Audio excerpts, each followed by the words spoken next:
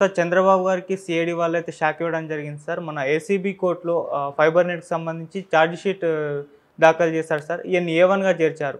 అంతకుముందు కూడా చూసాం ఇన్నర్ రింగ్ రోడ్‌కి సంబంధించిన దాంట్లో కూడా ఈయన్ని ఏ1 ముద్దాయిగా చేశారు. ఎందుకు సిఐడి వాళ్ళు ఇప్పుడు ఈ ఎలక్షన్స్ టైంలో ఇంత దూకుడుగా వ్యవహరిస్తున్నారు? అంటే ఎలక్షన్స్ టైంలో ఈయన్ని అరెస్ట్ చేసే ప్లాన్‌లో ఏమైనా ఉన్నారా సార్?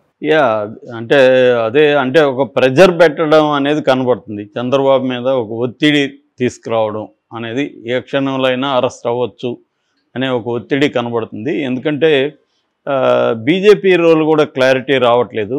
బీజేపీ చంద్రబాబుని లాస్ట్ 8th కలిసింది. ఇమ్మీడియట్గా మళ్ళీ జగన్ కలిశారు. జగన్తో చాలా సుదీర్ఘంగానే మోడీ సమావేశం అయ్యాడని చెప్తున్నారు. సో ఈ కాంటెక్స్ట్లో ఒకవేళ చంద్రబాబు బీజేపీ పొత్తు కుదరకపోతే చంద్రబాబుని ప్రెజర్ చేసే ఇది కనిపిస్తూ ఉంది. అంటే పొత్తు పెట్టుకోకపోతే నువ్వు జైలుకి వెళ్తావు అన్న ఒక సిగ్నల్ ఇవ్వడానికి బీజేపీ జగన్ ద్వారా ఈ ప్రెజర్ తెస్తుందా అన్నది కనబడుతుంది మనకి. ఎందుకంటే తెలుగుదేశం క్యాంపులో కూడా ఎక్కువ మందికి బీజేపీతో పొత్తులోకి వెళ్ళడం ఇష్టం లేదు. దానికి ప్రధాన కారణం ఏంటంటే బీజేపీ పట్ల జనంలో వ్యతిరేకత ఉంది. ఏ రకమైన ఆంధ్రప్రదేశ్కి వాళ్ళు మేలు చేయకపోగా కీడు చేస్తున్నారని. రెండవది జగన్తో వాళ్ళు ట్రావెల్ అవుతున్నారు. జగన్తో అసలు కంప్లీట్గా వాళ్ళ స్నేహం ఎక్కడ కూడా దెబ్బతినలేదు ఇప్పటివరకు. ఇప్పుడు ఇంకా జగన్ అక్కడ రాజ్యసభలో కూడా 4వ అతిపెద్ద పార్టీ దేశంలోనే 11 మంది ఉన్నారు, రాజ్యసభ మెంబర్స్ అవుతున్నారు. ఇప్పుడు 3 కూడా కలుపుకుంటే రాబోయే 3. కాబట్టి ఖచ్చితంగా బీజేపీ జగన్ అయితే వదులుకునే పరిస్థితి లేదు. రెండవది చంద్రబాబు అరెస్ట్ వెనక కూడా బీజేపీ హస్తం ఉందనేది నమ్ముతున్నారు తెలుగుదేశంలో. సో ఇటువంటి కాంటెక్స్లో బీజేపీతో మళ్ళీ ఎందుకు వెళ్ళాలి అనేది వీళ్ళకి ఒక భయం ఉంది. కానీ బీజేపీ గట్టిగా పొగబెడుతుంది, అంటే ప్రెజర్ తీసుకొస్తుంది. అది మనకి రాధాకృష్ణ కూడా 2-3 ఎడిటోరియల్లో కూడా ఇదే రాశాడు. అంటే బాగా ప్రెజర్ పెడుతుంది. ఆయన మొన్న ఒక ఎడిటోరియల్ అంతా ఇదే రాశాడు. కొత్త పలుకంతా ఇదే విషయాన్నే రాశాడు. ఎందుకంటే దేశంలో పరిస్థితులంతా కూడా కంపేర్ చేశాడు. పెద్ద పెద్ద నాయకులంతా కూడా బీజేపీకి సరెండర్ అయిపోతున్నారు, లేదంటే జైలుకి పంపిస్తున్నారు. మోడీ లేకపోతే బీడీ అన్నట్టుగా మోడీ దగ్గరికి పోతే బీడీలు వస్తాయి, లేకపోతే ఈడీ వస్తుంది. అలాగా ఉంది పరిస్థితి. కాబట్టి రెండోది ఏంటంటే వీళ్ళందరూ కూడా 70 దాటిపోయింది, కొట్లాడే పరిస్థితి లేదు. చంద్రబాబు కూడా 70 దాటింది. సో ఇదే ఒక రకమైన చివరి ఎన్నికలు. సో కాబట్టి మోడీతో కొట్లాడి అతను వీరోచితంగా పొలిటికల్గా మరణించడం తప్ప ఏం జరగదు. కాబట్టి విధి లేని పరిస్థితిలో పెట్టుకోవాల్సి వస్తూ ఉంది అనేది వాళ్ళు రాశారు. సో కానీ పెట్టుకోవాలనుకున్నప్పుడు అక్కడ మోడీ కండిషన్స్కి లోపడాలి. మోడీ కండిషన్స్ ఏందనేది క్లియర్గా తెలియకపోయినా రకరకాల ఊహాగానాలు వస్తున్నాయి. అందులో 30 అసెంబ్లీ సీట్లు ఇవ్వాలని, 10 లోక్సభ సీట్లు ఇవ్వాలని, పవన్ కళ్యాణ్ పవర్ షేర్ ఇవ్వాలని, ఇవన్నీ కూడా వస్తున్నాయి. పవర్ షేర్ అంటే సీఎంలో. సో ఇలాంటి కాంటెక్స్లో అవన్నీ ఒప్పుకునే పరిస్థితి లేదు. రెండోది ఏంది, తెలుగుదేశానికి ఎక్కడెక్కడ బలం ఉందో ఆ లోక్సభ స్థానాలని, ఆ అసెంబ్లీ స్థానాలని అడుగుతున్నట్టుగా చెబుతున్నారు. అంటే గతంలో వాళ్ళ అనుభవాలు 2014లో ఏం జరిగింది, చంద్రబాబు తనకు అనుకూలంగా ఉన్న స్థానాలు వాళ్ళకి ఇవ్వకుండా బీజేపీకి, తనకు వీక్గా ఉన్న స్థానాలు బీజేపీకి ఇవ్వడం, కొన్ని చోట్ల బీజేపీలోకి తన మనుషుల్ని పంపించి గెలిపించుకొని వాళ్ళకే మినిస్టర్లు ఇవ్వడం, ఇలాంటి వ్యూహాలు చంద్రబాబు చేశాడు. అందుకని ఇప్పుడు వాళ్ళు ఏంటంటే ఈసారి వాళ్ళు జాగ్రత్తగా ఉన్నట్టుగా తెలుస్తుంది. ఈసారి రివర్స్లో చంద్రబాబుని తమ గుప్పెట్లో పెట్టుకోవాలి అనేది కనిపిస్తుంది. అంటే బీజేపీ స్ట్రాటజీ అనేక రాష్ట్రాలు ఏంటంటే స్నేహం చేసైనా దెబ్బతీస్తారు, లేదా బయట ఉండి శత్రుత్వమైనా దెబ్బతీస్తారు అనమాట.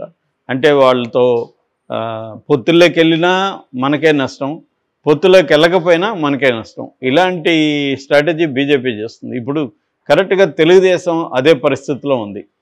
పొత్తులోకి వెళ్తేమో వీళ్ళకి బలంగా ఉన్న సీట్లని అడుగుతున్నారు. దానివల్ల బీజేపీ గుప్పెట్లోకి వెళ్ళిపోవాల్సి వస్తుంది. వాళ్ళు చెప్పేదాని ప్రకారం 75 అసెంబ్లీ నియోజకవర్గాలు జనసేన బీజేపీకి వెళ్ళాలి. సో ఆ స్థాయిలో వెళ్ళిపోయినప్పుడు ఈయనకి ఎన్ని ఉంటాయి, ఇంకా 100 ఉంటాయి.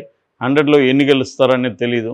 సో మ్యాజిక్ ఫిగర్ 88 రావాలి. 88 రానప్పుడు ఖచ్చితంగా వాళ్ళ డిమాండ్స్కి తలగ్గాలి. అప్పుడు రేపొద్దున విష్ణువర్ధన్ రెడ్డి చెప్తున్నట్టు బీజేపీ నుంచే ముఖ్యమంత్రి అవ్వాలి అనుకున్నప్పుడు, చంద్రబాబు అధికారం కావాలనుకున్నప్పుడు తప్పదు అటువంటి సిచ్యువేషన్ వస్తే. రెండవది, అరెస్ట్ చేస్తారేమో అనే ఒక టెన్షన్ని క్రియేట్ చేయడం అనేది కనపడుతుంది. అందుకని నిన్న సిఐడి ఏసీబీ కోర్టులో ఛార్జ్షీట్ ఫైల్ చేసింది ఫైబర్ నెట్. దీంట్లో ఫైబర్ నెట్లో A1గా చంద్రబాబుని, A2గా వేమూరి హరికృష్ణ, A3గా కోగంటి సాంబశివరావుని వీళ్ళని చేసింది. ఇది కంప్లీట్గా 2000 crore ప్రాజెక్టు. అందులో AP fibre net project phase 1 కింద 330 కోట్లతో స్టార్ట్ అయింది. అయితే దీనికి వేమూరి హరికృష్ణకు సంబంధించిన టెరాసాఫ్ట్ కంపెనీకి ఇది ఇచ్చేశారు. టెరాసాఫ్ట్ కంపెనీ యాక్చువల్గా బ్లాక్ లిస్ట్ ఉన్నింది. బ్లాక్ లిస్ట్ని హడావిడిగా తీసేసి, అది 1 year బ్లాక్ లిస్ట్లో పెట్టినా 1 year కాకపోయినా గబగబా తీసేసి దానికి ఇచ్చేశారు. సో ఇటువంటి అవకతవకలు చాలా జరిగాయి. దీనికి ప్రధాన కారణం చంద్రబాబు అనేది A1గా ఆయన చేర్చారు. ఆల్రెడీ అక్కడ మన రింగ్ రోడ్ కేసులో కూడా, Amaravati ring road inner ring road అంటాం, ఇన్నర్ రింగ్ రోడ్ కేసులో కూడా ఆయన్ని A1గానే చేర్చారు. అంటే ఎందుకు A1గా చేర్చి ఇంత దూకుడుగా వెళ్తుంది సిఐడి? మామూలుగా ఇంత అర్జెంటుగా